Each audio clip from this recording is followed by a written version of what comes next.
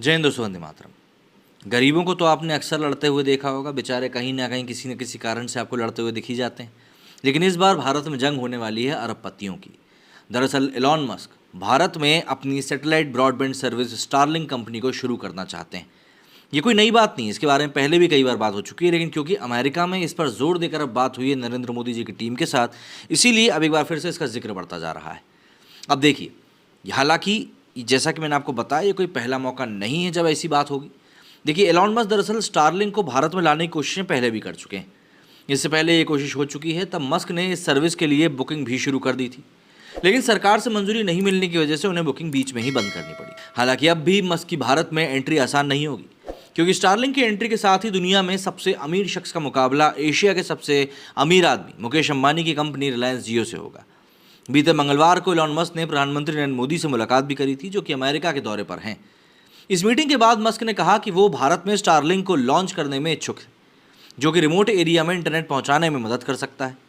हालांकि मस्क ने उस पॉइंट पर बात नहीं की जो स्टारलिंक के लिए भारतीय बाजार में सबसे बड़ी चुनौती है। मस्क की भारत में एंट्री के रास्ते में सबसे बड़ा रोड़ा है मुकेश अंबानी की कंपनी रिलायंस जियो। अब ऐसे में सवाल ये उठता है कि आखिर मस्क चाहते क्या है।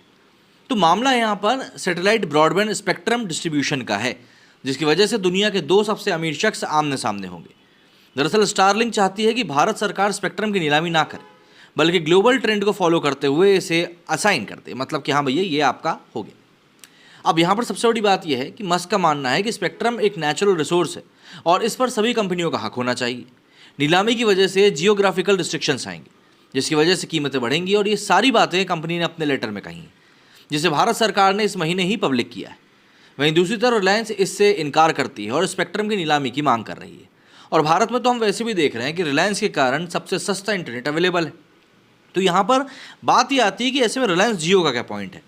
तो रिलायंस का कहना है कि विदेशी सैटेलाइट सर्विस प्रोवाइडर वॉइस और डेटा सर्विस ऑफर कर सकते हैं और ट्रेडिशनल प्लेयर्स को चुनौती देंगे, इसलिए यहाँ पर उन्हें नीलामी में हिस्सा लेना चाहिए, जिससे मुकाबला बराबरी का हो। रिलायंस जियो भारत की सबसे बड़ी टेलीकॉम कंपनी है। कंपनी के पास करीब 44 करोड़ सब्सक्राइबर्स हैं और इसके अलावा कंपनी के ब्रॉडबैंड यूजर्स की संख्या भी करीब 80 लाख हो चुकी है, जो कि मार्केट शेयर का करीब 25% हिस्सा है। मस्क इससे पहले 2021 में भारतीय बाजार में एंट्री की कोशिश ऑलरेडी कर चुके हैं।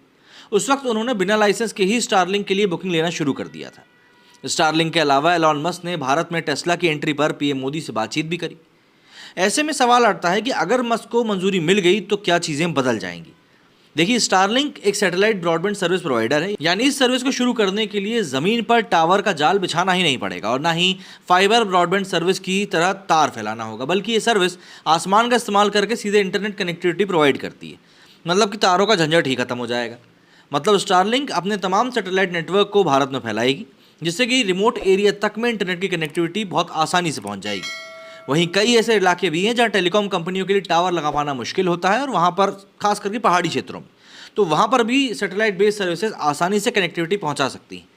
यूक्रेन युद्ध में भी रूस ने सब टेलीकम्युनिकेशन नेटवर्क को बर्बाद कर दिया था, तब मस्क की स्टारलिंक सर्विस ने यूक्रेन में कनेक्टिविटी प्रदान करी थी।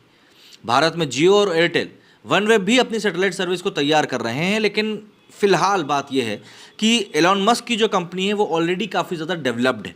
तो ऐसे में उनसे टक्कर लेना जियो के लिए अभी शायद उतना फ़ायदेमंद ना हो, लेकिन मस्त तैयार हैं और भारत को भी इसमें कहीं ना कहीं फ़ायदा ही दिख रहा है। मेरे इस वीडियो फिलहाल इतना ही। जय हिंद, जय भारत।